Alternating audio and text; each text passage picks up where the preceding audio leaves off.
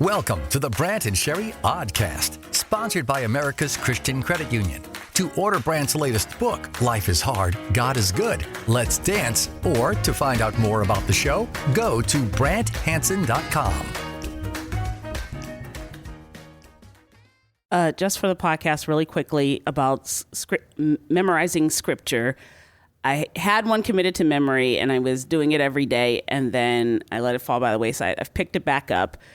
And I think, as I've been going back over it, I've been thinking that maybe it's the one thing, this group of things is something that if I had it every day for the rest of my life, I'd be okay no matter what. So it goes back, I think I've talked about it before, Colossians 1:9-11, which is to be filled with the knowledge of his will, with all wisdom and understanding, to walk worthy of the Lord, in all pleasing, to be fruitful in every good work, to be ever increasing in the knowledge of God, to be, to be strengthened in all might, according to his glorious power, with all patience and long suffering, with joyfulness. Wow. Yeah. You have that. Like that. That group of characteristics every single day. Yeah. Ups, downs, left, right, whatever. If you have that, I was walking around the lake today, and I was like, I think if I have that every day, I think I'm okay. Yeah, I love that. And that gives you a script to pray about, to ask God for these things. Yes, every day. If I have these things every day, I think, I believe I'm going to be all right. And it's hard for me to imagine. I don't know everything. There's a lot of mystery in the world, but it's hard for me to imagine what I know of God, him going, like if we asked for that, him going, no, not the understanding part. I don't want you to give you that. No. Kind of disappointed you asked for it. So, no, I think dare you. I think great. It's good. Okay, here we go. I'm going to shock you. And I say that because I'm one of those shock jocks. That personalities that dominate the airwaves with back their in the day. Still, No, kind of. Okay, all right, sure. I hope to. I'm clean. Everything we do is clean. Sure. Obviously, rated G. But I shock people with just being so interesting. Like what? I never heard what? Yeah. This is truly shocking. Mm-hmm. You know, Oscar the Grouch, right? Sure. Yeah. So when Sesame Street started. Oscar the Grouch was orange. Okay. Yeah. And then they turned him green right before the second season. Okay. And they had to come up with a story. So the cover story was he went to a muddy swamp and turned green overnight. That's what they told the viewers. He went to a muddy swamp. Okay. So theoretically, he's still just covered with stuff, but he's orange underneath all that. That's the story. That's the story. Yeah, it's kind of so shocking. It's shocking that he has that backstory or a backstory. He's orange under there. I mean, just in terms of the story, like that's I didn't know, and I don't even know how someone, because the key of the shock jock thing is that people would buzz about the fact. What are we going to? Why would someone? Like if you're at a dinner party and they're talking about Oscar the Grouch or whatever. If you're at a dinner party, you sidle over. You're like, hey, couldn't help but hear. And then where'd you hear about that? Brant Hansen show. So, you really want us associated with that? There you go. Use it wisely. Trying to take Jesus really seriously in life, including what he talked about, a life in his kingdom, like turning the other cheek if you get hit in the face. Mm-hmm. Like some people will be like, well, we're doormats then. So we're just supposed to be hit in the face and turn the other cheek. We're a doormat. Well, honestly, think about this. How are we doormats if we don't lash back at someone who lashed out at us? That makes no sense. It actually shows the opposite. I'm not being controlled. Right. You don't control me. I'm strong enough that you don't dictate my next move. You don't dictate what I do. There's a freedom there. And Jesus continues to tell stories about that, like walking the second mile. They force you to walk one, do another one. Mm-hmm. There's this real freedom. Like you've got this strength that comes from somewhere else, and this other person does not dictate your attitude.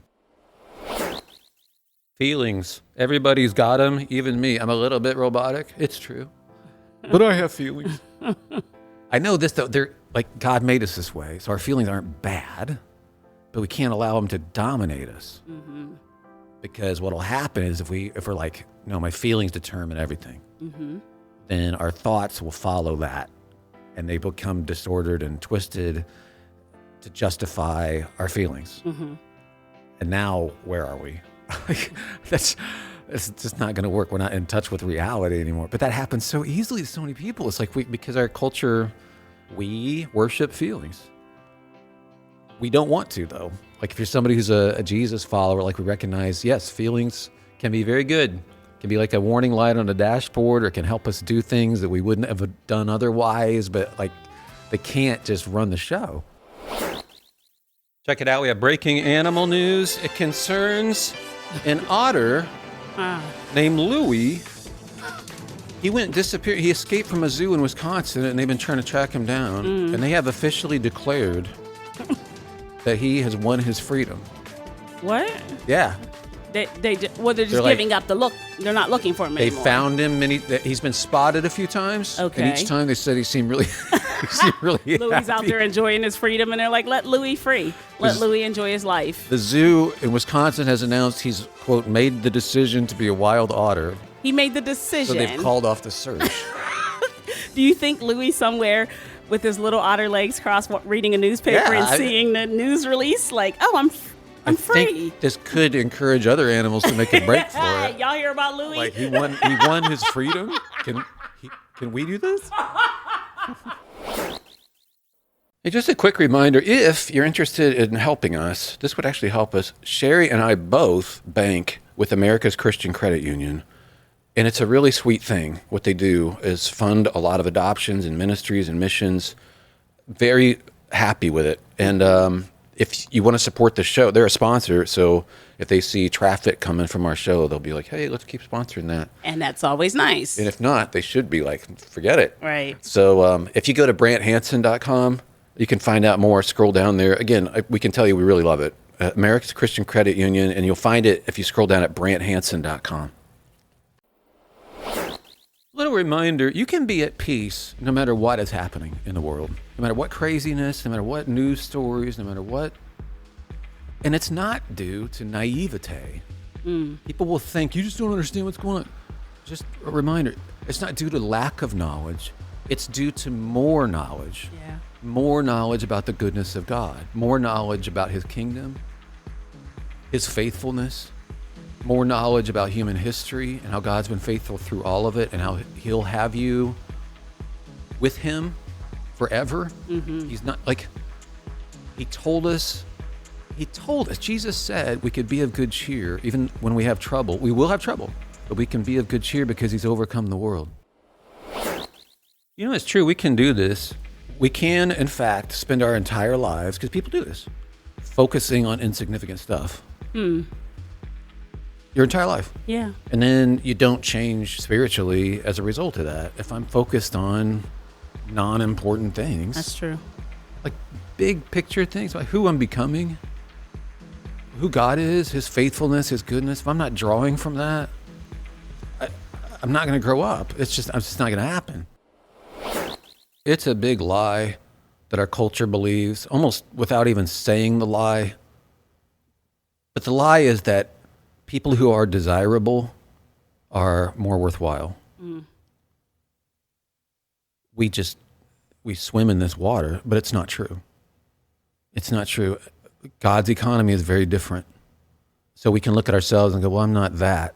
I'm not what all these other people, look at them, they're amazing. And please know that that is not the ultimate reality. And that our value, see, those people too, like they have to keep this up and they can't. It's just a matter of time. So when things are devolving or it's over, like you're crushed because you got your value from that. But that's never where it should have come from. Oh, so we were talking about feelings and being dominated by our feelings. We don't want to be dominated by our feelings. It's not a good idea. It sends you all the wrong directions. Feelings are good things in general, but you can't trust them. But I heard this put this way, and I never thought about it this way, but the quote was, people can be victimized by their own feelings. Wow. And it's really true, because you can wind up hurting yourself, your own relationships, other things, like just based on, or being bossed around by your feelings, letting the feelings determine reality. Like now you're becoming a victim of your own feelings. A lot of people get discouraged with their jobs. They don't see the point. It's just like, this is all I do. I just do this, that thing. Like, you kind of got to put it in a bigger story. And I love that the Bible does that. Like we're told whatever you do it like you're doing it for God himself. And he receives it that way. Like he made us here. One of the things is to create and to work and to create value. But if you just reduce it to all I do is this, well, but that's not the way to see it. Like there's something of value you are creating, and it totally matters. And our attitude when we do things totally matters. This is so good. It's reading about Chris Rock in the 70s. I'm reading here, said he grew up in a Brooklyn neighborhood surrounded by gangs, violence, and crime. He was asked how he avoided falling in with a bad crowd. How did you avoid the trappings of gangs and gang activity? He said, I don't think it's about avoiding. It's about where's your follow-up? I mean, yeah, I walked through the gauntlet and got beat up and then was told I was in the gang. But I wasn't a gang follow-up guy. A gang is like anything else. You have to follow up. Yeah. You have to be at the meetings. You have to read the pamphlets. You have to watch all the episodes. You have to get the clothes, whatever the follow-up may be. My follow-up wasn't there.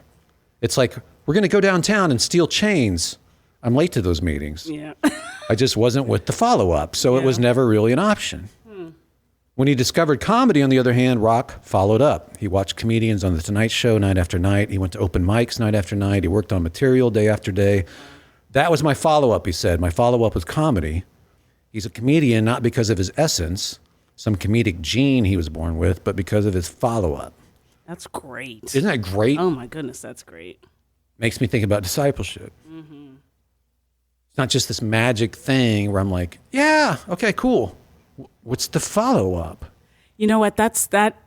Man, that is so good, because if that's not going to be there, then because that is the thing. It's the follow-up. You have to intend to follow up. Intention, yes. So it's the vision, intention, means thing. You want to accomplish anything. You have a vision for what you want. Okay, that's great. But if you don't have the intention to actually do it, it's not going to happen. Yeah. And then you'll be like, I don't understand. I don't see any benefit to this. Like, yeah, you got to intend to do the stuff that Jesus told us to do. It's freeing and wonderful. And then you have to have the means to do it. Yeah. So he didn't intend to follow up on the gang thing and didn't wind up in a gang.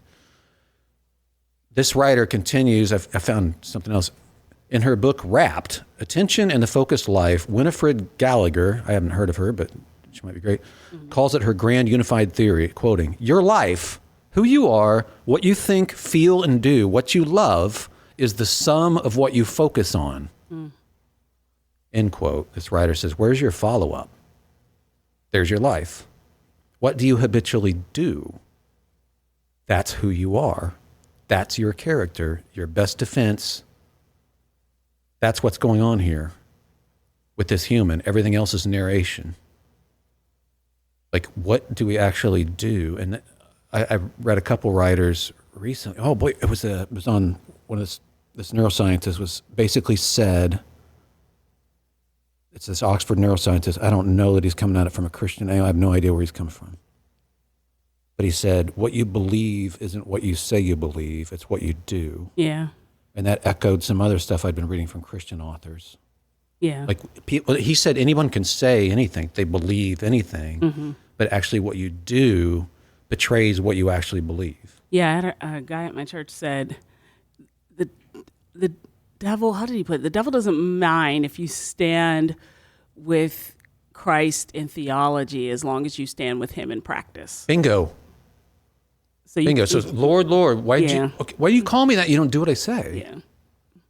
But yeah, or Jesus tells the examples of two guys, they're brothers, and one's like, yeah, I'm going to go work in the field or whatever, and he doesn't go, and the other one's like, no, I'm not, and then he does. Yeah. Like, what is that about? Like, one guy's got all the right answers, but doesn't actually do the thing. Yeah. It's what we do, and that can get lost in a misunderstanding of grace. Again, grace is so wonderful. We're saved by it, no question, through faith. It's God's grace. None of us deserve His grace. None of us. But it's not opposed to effort. It's opposed to earning. Yeah. It's not opposed to our engagement. And in fact, we use grace. It empowers our engagement. Bam! That's Yeah. exactly right. Yeah. Way to put it. Empowers our engagement. It's by grace we're able to even engage in this stuff, and he gives us the grace to do this thing. Do it. Yeah, we were talking about this. This young friend of mine asked me, "Hey, Brant, have you ever seen the Muppet Show?" Right. Like, oh man. Yeah. Have I? I was like, my producer in my radio show, Sherry. Like when we first talked, we started talking about the Muppet Show. That's how I and then determined right. this is the show I should be on. Right. That's how I Yes. determined this is the person who needs to be on my show. Like if you understand the Muppet Show, Yes. you're 6 miles ahead. That's right. That was the moment of connection. Because it's about the struggle to do the show. That's right. I mean, there's stuff on stage, but nobody cares. Yes. It's terrible. Yeah. But they're struggling To make it, and Right. they're so earnest about it. Yes. Yes. So that's always how I perceived if I have to do a radio show, Yes. which I never planned to. Right. With let's just make it transparent so that you see through it. And we're trying. Right, we're trying. Yes. What you're listening to is us struggling to do a show. The Brant and Sherry Oddcast, sponsored by America's Christian Credit Union. To find out more about the show, go to BrantHansen.com.